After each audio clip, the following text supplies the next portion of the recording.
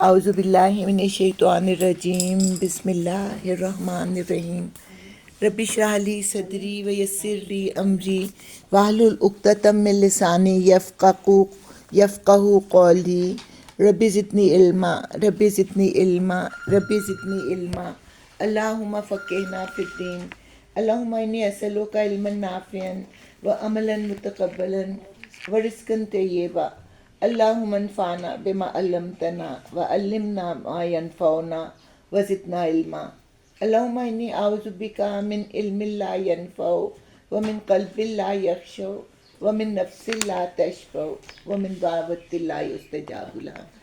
ہم نے کل سورہ طٰہٰ کی 76 آیت پڑھی تھی، آج ہم 77 سے شروع کریں گے اور تھوڑا سا ریویو پھر سے کرتے ہیں کہ سورہ طٰہٰ جو ہے یہ ایک منفرد صورت ہے، اور آپ کو پہلے میں کئی دفعہ بتا چکی ہوں کہ جس میں توئے آتا ہے تو اس میں سانپ کا ذکر ہوتا ہے، یعنی کہ اس میں پھر حضرت موسیٰ کا بھی ذکر آتا ہے، اور پھر حضور صلی اللہ علیہ وسلم نے کہا کہ اللہ تعالیٰ کا اسم اعظم ہے، اس کو سورہ بقرہ میں، سورہ آل عمران میں اور سورہ طٰہٰ میں ڈھونڈو، اور صحابہ کرام نے جب ڈھونڈا تو انہیں حیو اور قیوم کا لفظ ملا۔ ابھی ہم پہنچے نہیں اس تک، لیکن ویسے میں آپ کو بتا رہی ہوں کہ اس میں اعظم بھی اس میں پایا جاتا ہے۔ اس کی پھر ایک خاص بات یہ کہ حضرت عمر کا واقعہ آپ کو پتہ ہے کہ وہ حضور کو قتل کرنے کے ارادے سے نکلے۔ کسی نے کہا ان کو قتل کرنے تو جا رہے ہو، ذرا اپنے گھر کا تو خیال کرو۔ پوچھا کیا؟ کہ اپنی بہن اور بہنوئی کو تو دیکھو جا کے۔ تو جب ان کا دروازہ کھٹکھٹایا تو ان کو قرآن کی آوازیں آ رہی تھیں، تو بہن نے جلدی سے ڈر کے صفحے جو تھے وہ چھپا دیے، یہ غصے میں بھرے اندر گئے اور کہا کہ بتاؤ کیا پڑھ رہے تھے۔ انہوں نے انکار کیا تو انہوں نے خوب مارا، اور پہلے بہنوئی کو مارا، پھر بہن کو مارا۔ پھر بہن کا جب خون نکلا نا تو ایک دم ذرا سا ان کو شوق لگا تو کہنے لگے، اور بہن نے پھر کھڑے ہو کے کہہ دیا کہ آپ جو مرضی کر لیں، ہم جس چیز کو اپنا چکے ہیں اب اسے ہٹنے والے نہیں ہیں۔ تو اب ذرا تھوڑا سا وہ ٹھٹکے کہ بتاؤ تو صحیح وہ ہے کیا۔ تو بہن نے کہا کہ آپ ناپاک ہیں، پہلے آپ پاک ہوں پھر ہم آپ کو سنائیں گے۔ تو اسی طرح انہوں نے غسل کیا، پاک ہوئے، آئے، تو پھر یہ سورہ طٰہٰ کی ان کو آیتیں جب سنائی گئیں تو ایک دم متاثر ہوئے اور اسلام قبول، مطلب دل نرم ہوا، حضور کی محفل میں حاضر ہوئے اور اسلام قبول کیا۔ تو اس میں اس کی مماثلت کی گئی ہے کہ جادوگر جب مقابلہ کر رہے تھے نا تو وہ بھی بالکل پکے تھے کہ وہ حضرت موسیٰ کو نہیں مانیں گے، نبی نہیں مانیں گے، لیکن ان کی بھی کایا پلٹ جو تھی اچانک ہوئی، اور اسی طرح جو تھے حضرت عمر ان کی بھی کایا پلٹ جو تھی وہ اچانک ہوئی، اور پھر وہ اصل میں تو حضور صلی اللہ علیہ وسلم نے دعا کی تھی نا کہ ابو جہل یا عمر میں سے کسی ایک کو میرے جھولی میں ڈال دے۔ میں سوچتی ہوں کہ انہوں نے دونوں کے لیے کیوں نہیں کر لی دعا، دونوں کے لیے کر لیتے۔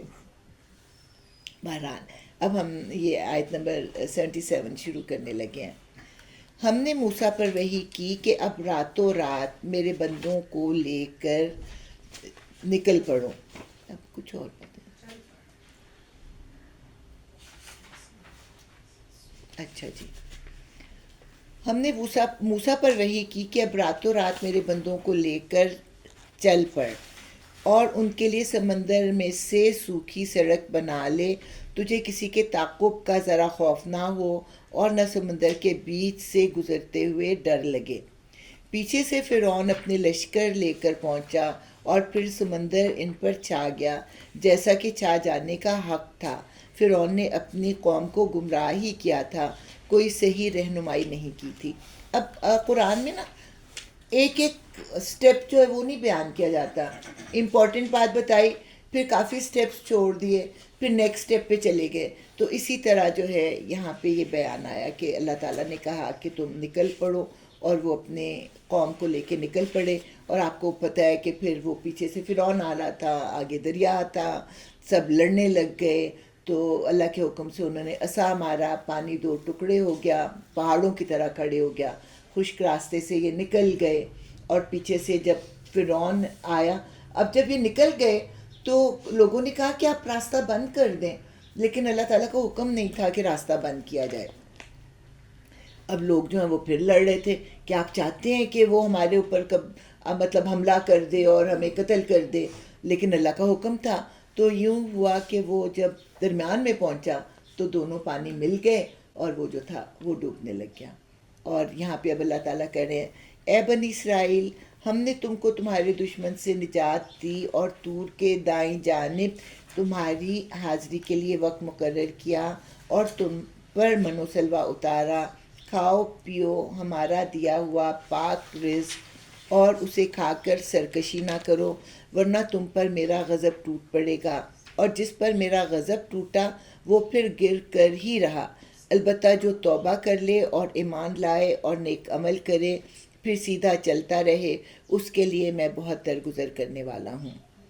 اب یہ کہ اللہ تعالیٰ نے جب بلایا تو لوگوں کو لے کے ہی جا رہے تھے، لوگ تو آہستہ آہستہ چلیں گے نا، ایک اتنا بڑا مجمع، تو ان کا دل بے چین، یہ پھر تیزی تیزی سے چلتے ہوئے پہاڑ پر آ گئے۔ تو اب اللہ تعالیٰ نے تو پوچھ لیا کہ یہ تو اپوائنٹڈ ٹائم نہیں ہے۔ اللہ تعالیٰ کیا کہتے ہیں، اور کیا چیز تمہیں اپنی قوم سے پہلے لے آئی موسیٰ؟ یعنی اللہ تعالیٰ کو پسند ہے کہ پہلے بھی نہ آیا جائے۔ جیسے آپ سوچ لیں کہ ہم مغرب کی نماز جو ہے سورج غروب ہونے سے پہلے پڑھ لیں، اس کا کیا فائدہ ہے؟ کوئی فائدہ نہیں نا۔ تو اسی طرح ہر کام جو ہے نا اپنے مقرر وقت پہ کیا جانا یہ اللہ تعالیٰ کو پسند ہے۔ جیسے کہ سورہ نساء میں ہے نا کہ نماز کی پابندی نہیں، اللہ تعالیٰ کو تم پر نماز اوقات کی پابندی کے ساتھ فرض کی گئی ہے۔ تو اب اللہ تعالیٰ تو ناراض ہوئے، اس نے عرض کیا وہ بس میرے پیچھے آ ہی رہے ہیں، میں جلدی کر کے تیرے حضور آ گیا ہوں اے میرے رب، تاکہ تم مجھ سے خوش ہو جائے۔ فرمایا اچھا تو سنو، ہم نے تمہارے پیچھے تمہاری قوم کو آزمائش میں ڈال دیا،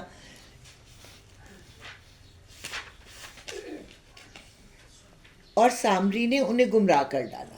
اچھا، پورے قرآن میں سامری کا ذکر جو ہے نا صرف اس جگہ پر ہی ہے۔ موسیٰ سخت غصے اور رنج کی حالت میں اپنی قوم کی طرف پلٹا، جا کر اس نے کہا اے میری قوم کے لوگوں، کیا تمہارے رب نے تم سے اچھے وعدے نہیں کیے تھے؟ کیا تمہیں دن لگ گئے ہیں، یا تم اپنے رب کا غضب ہی اپنے اوپر لانا چاہتے تھے کہ تم نے مجھ سے وعدہ خلافی کی؟ انہوں نے جواب دیا ہم نے آپ سے وعدہ خلافی کچھ اپنے اختیار سے نہیں کی، معاملہ یہ ہوا کہ لوگوں کے زیورات کے بوجھ سے ہم لد گئے تھے اور ہم نے بس ان کو پھینک دیا تھا۔ یہ نہیں کہا کہ ہمارے زیورات کا بوجھ، لوگوں کے زیورات۔ اب لوگوں کے زیورات کہاں سے آئے؟ اسرائیلی روایت تو یہ ہے کہ جب ان کو یعنی کہ چلنے کا حکم ہوا تو ان کے نبی نے کہا کہ جا کے اپنے ہمسایوں سے زیورات مانگ لاؤ، کیونکہ انہوں نے تو مر ہی جانا ہے نا، تو ہم ان کا مال تو لے کے چلے جائیں۔ لیکن اس بات کی توقع کسی رسول سے نہیں ہو سکتی۔ اصل بات یہ ہے کہ یہ لوگ امانت دار مشہور تھے اور لوگ ان کے پاس اپنی امانتیں رکھوایا کرتے تھے، اور اس کی مثال ہمیں حضور سے ملتی ہے کہ اگرچہ کفار مکہ نے ان کو اتنا تنگ کیا کہ ان کو مکہ چھوڑ کر جانا پڑا، لیکن اس کے باوجود آپ کے پاس جو تھا لوگوں کی امانتیں تھیں جو دینے کے لیے انہوں نے پھر حضرت علی کو اپنے بستر پر لٹایا تھا۔ تو اس طرح لوگوں کے زیورات کا بوجھ تھا، اور بوجھ کیوں تھا؟ کتنا وزن ہوتا ہے زیور کا، لیکن ان کے ضمیر پر بوجھ تھا کہ لوگوں کی امانتیں ہیں ہمارے پاس۔ تو اب یہ کہ سامری نے ان کو کسی طرح سے پھسلایا اور انہوں نے اس نے کہا کہ چلو پھینکو ان زیورات کو، انہوں نے پھینک دیے۔ سامری نے اس کو پگھلایا اور اپنی کسی کاریگری سے اس کو بچڑ کی شکل دے دی، اور کہا کہ دیکھو تم نے تو زیور پھینکے تھے نا، تو یہ خود بخود بچڑا بن گیا ہے، یہ خدا ہے، اصل میں یہ خدا ہے۔ موسیٰ کو تو پتہ ہی نہیں، وہ تو پتہ نہیں کہاں چلا گیا خدا کو ڈھونڈنے کے لیے۔ تو وہ سب لوگ جو تھے وہ متاثر ہو گئے، اور سامری جو تھا وہ خود لیڈر بننا چاہتا تھا۔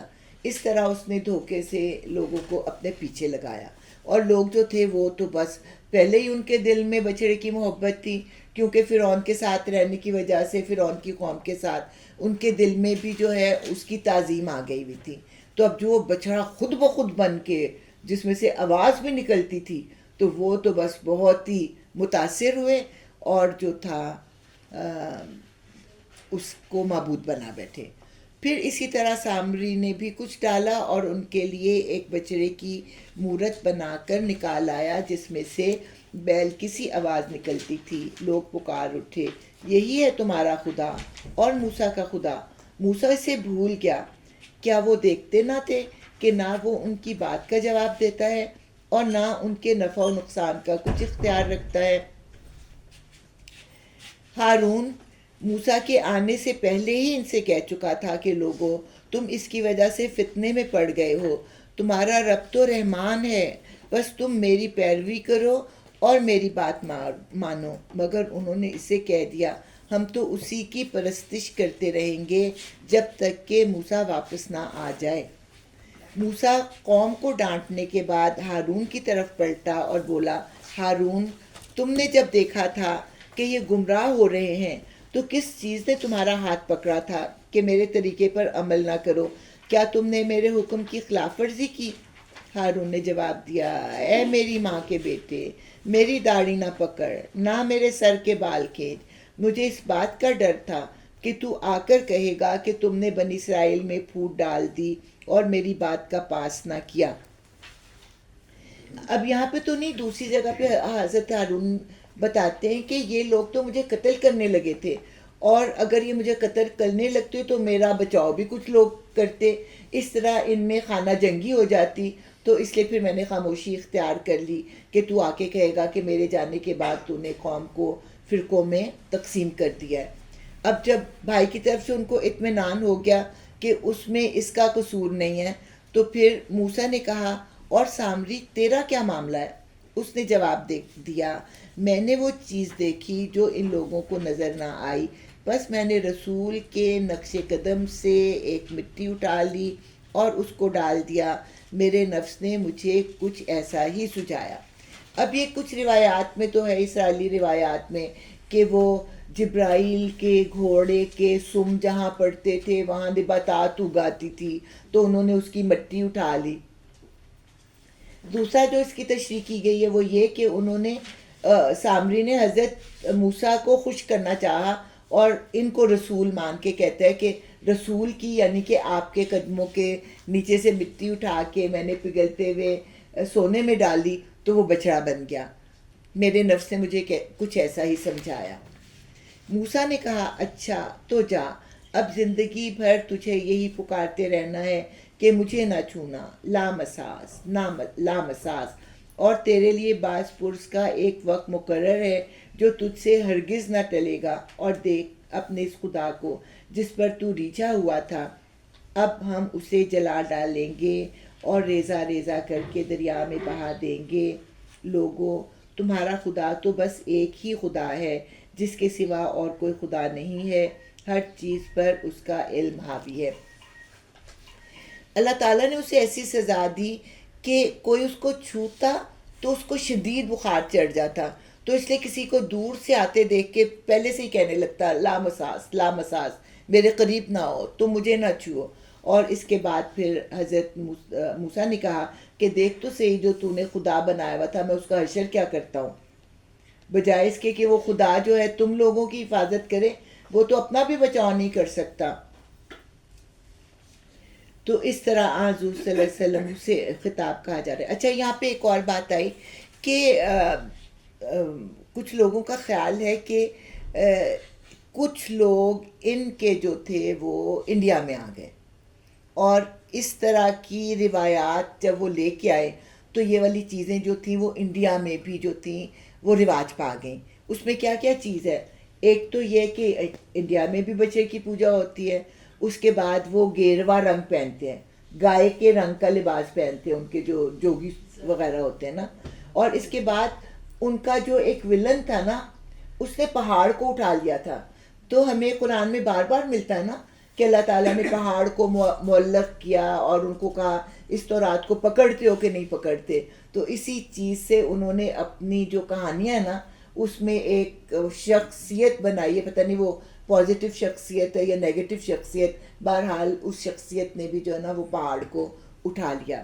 اس کے بعد جو ہے یہ انہوں نے کیا کیا تھا، اس کو جو بچڑے کو جلایا اور اس کی راکھ کو بکھیر دیا، اور پانی میں ڈال دیا، تو وہ لوگ جو ہیں وہ بھی اپنے مردوں کو جلاتے ہیں اور جو ہے ان کو پھر ان کی راکھ کو پانی میں بہاتے ہیں یا فضا میں پھیلا دیتے ہیں۔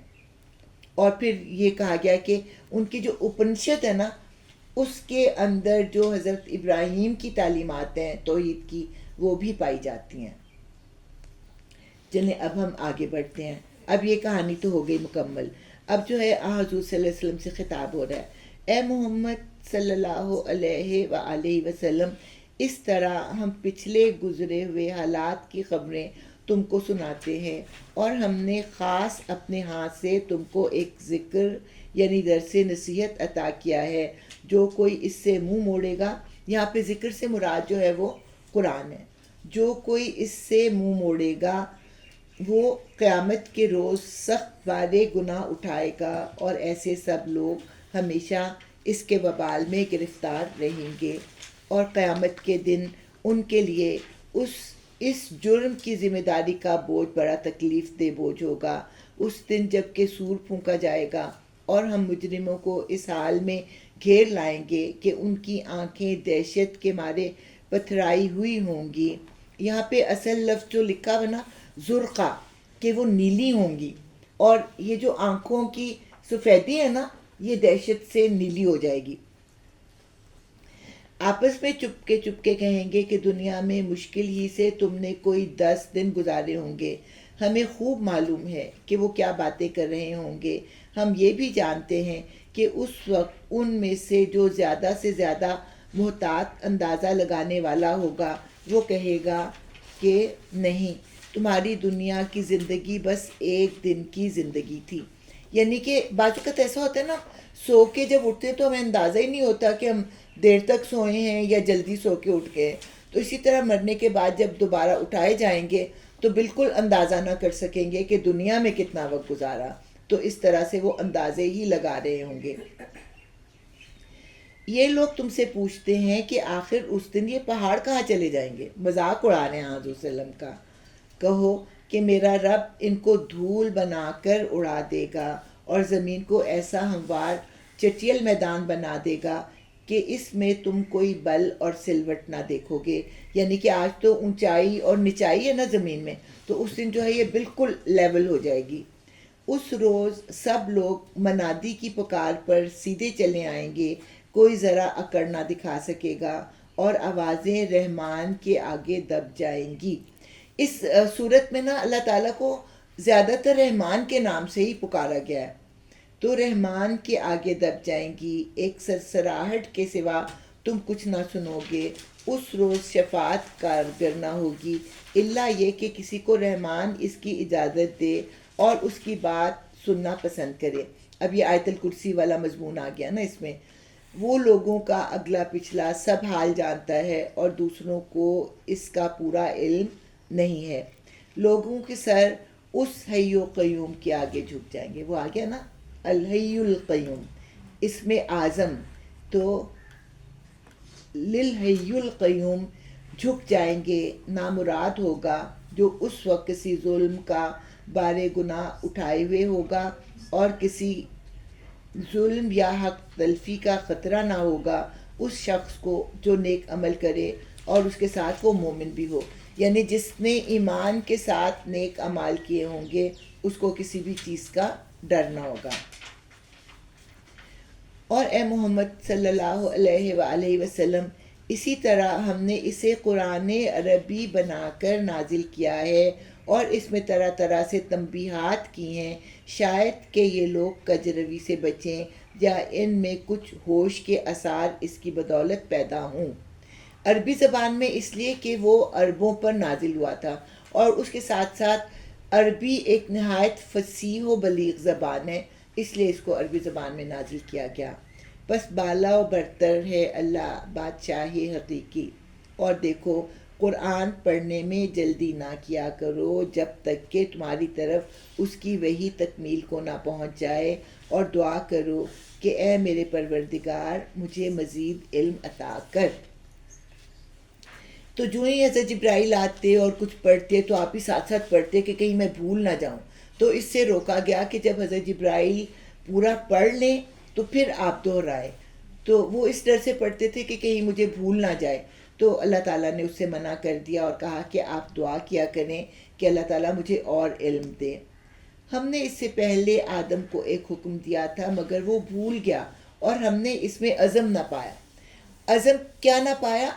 ہم نے اس میں برائی کرنے کا عزم نہ پایا، بلکہ وہ بھول گیا اور اس نے اللہ تعالیٰ کے حکم کی نافرمانی کر دی۔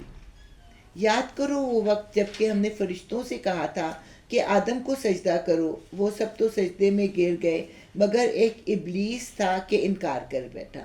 یہ 5ویں دفعہ جو ہے یہ بیان آ رہا ہے۔ اس پر ہم نے آدم سے کہا کہ دیکھو یہ تمہارا اور تمہاری بیوی کا دشمن ہے، ایسا نہ ہو کہ یہ تمہیں جنت سے نکلوا دے اور تم مصیبت میں پڑ جاؤ۔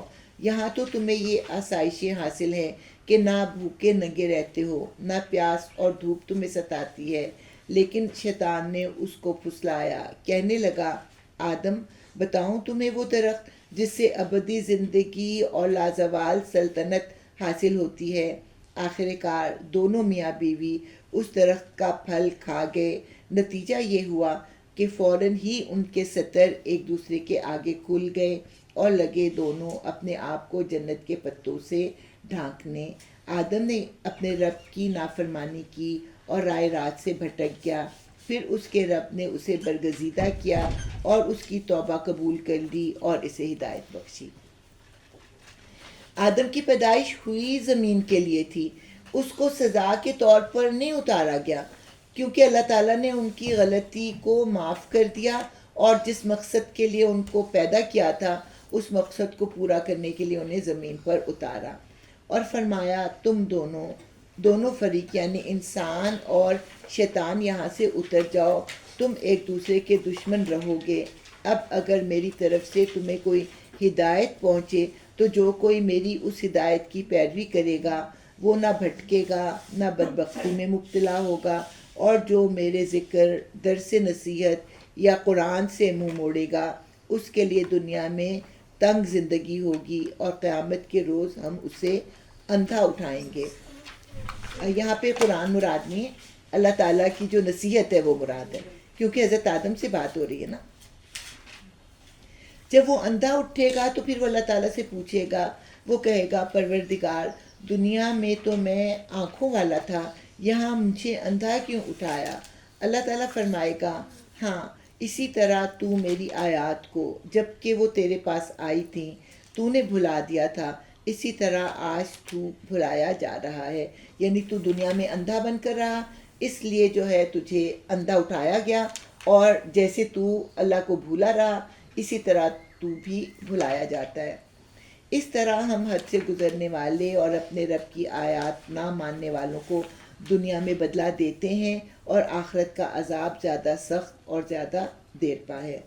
پھر کیا ان لوگوں کو تاریخ کے اس سبق سے کوئی ہدایت نہ ملی کہ ان سے پہلے کتنی ہی قوموں کو ہم ہلاک کر چکے ہیں جن کی برباد شدہ بستیوں میں آج یہ چلتے پھرتے ہیں۔ در حقیقت اس میں بہت سی نشانیاں ہیں ان لوگوں کے لیے جو عقل سلیم رکھنے والے ہیں۔ اگر تیرے رب کی طرف سے پہلے ایک بات طے نہ کر دی گئی ہوتی اور مہلت کی ایک مدت مقرر نہ کی جا چکی ہوتی تو ضرور ان کا بھی فیصلہ چکا دیا جاتا۔ بس اے محمد صلی اللہ علیہ وآلہ وسلم جو باتیں یہ لوگ بناتے ہیں ان پر صبر کرو اور اپنے رب کی حمد و ثنا کے ساتھ اس کی تسبیح کرو۔ سورج نکلنے سے پہلے کون سی ہو گئی؟ فجر، اور غروب ہونے سے پہلے اب آ گئی عصر، اور رات کے اوقات میں بھی تسبیح کیا کرو۔ عشاء اور تہجد آ گئی، اور دن کے کناروں پر بھی، اب دن کے کناروں میں پھر وہ آ گئی نا، فجر بھی آ گئی اور ظہر بھی آ گئی اور پھر مغرب بھی آ گئی۔ عشاء کے لیے تو رات کا ہے نا لفظ۔ شاید کہ تم راضی ہو جاؤ اور نگاہ اٹھا کر بھی نہ دیکھو دنیاوی زندگی کی اس شان و شوکت کو جو ہم نے ان میں سے مختلف قسم کے لوگوں کو دے رکھی ہے، وہ تو ہم نے انہیں آزمائش میں ڈالنے کے لیے دی ہے، اور تیرے رب کا دیا ہوا رزق حلال ہی بہتر اور پائندہ تر ہے۔ اپنے اہل و عیال کو نماز کی تلقین کرو، اور خود بھی اس کے پابند رہو. ہم تم سے کوئی رزق نہیں چاہتے، رزق تو ہم ہی تمہیں دے رہے ہیں، اور انجام کی بھلائی تقوی ہی کے لیے ہے. اب حضرت عیسیٰ کو بھی نماز کی تاکید کی گئی، اور حضرت موسیٰ کو بھی. حضرت موسیٰ کو نماز کہاں پہ دی گئی تھی؟ زمین کے سب سے اعلیٰ مقام پر، کوہ طور پر.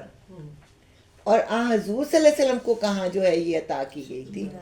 کائنات کے اعلیٰ ترین مقام پر. وہ کہتے ہیں کہ یہ شخص اپنے رب کی طرف سے کوئی نشانی معجزہ کیوں نہیں لاتا؟ اچھا، انجام کی بھلائی تقوی ہی کے لیے ہے. ہاں جی، اب یہ جو انجام کی بھلائی ہے نا، اس مشن کی بھلائی، یعنی قرآن کی، رسالت کی، اور حضور کو جو بھلائیاں دی گئی تھیں ان کا ذکر ہے. قرآن، رسالت، فتوحات اور آخرت کا اعلیٰ ترین مقام.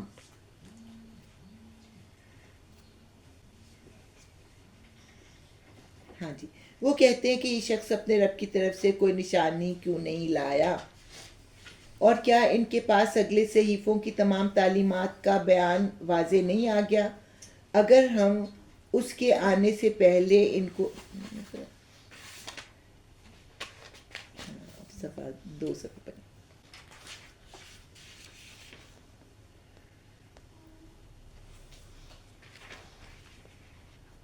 ہاں ٹھیک ہی تھا.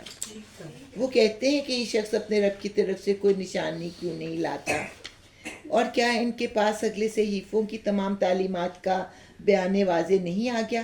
اگر ہم اس کے آنے سے پہلے ان کو کسی عذاب سے ہلاک کر دیتے تو پھر یہی لوگ کہتے کہ اے ہمارے پروردگار، تو نے ہمارے پاس کوئی رسول کیوں نہ بھیجا کہ ذلیل و رسوا ہونے سے پہلے ہی ہم تیری آیات کی پیروی اختیار کر لیتے. اے محمد صلی اللہ علیہ وآلہ وسلم، ان سے کہو ہر ایک انجام کار کے انتظار میں ہے، بس اب منتظر رہو، ان قریب تمہیں معلوم ہو جائے گا کہ کون سیدھی راہ چلنے والے ہیں اور کون ہدایت یافتہ ہے.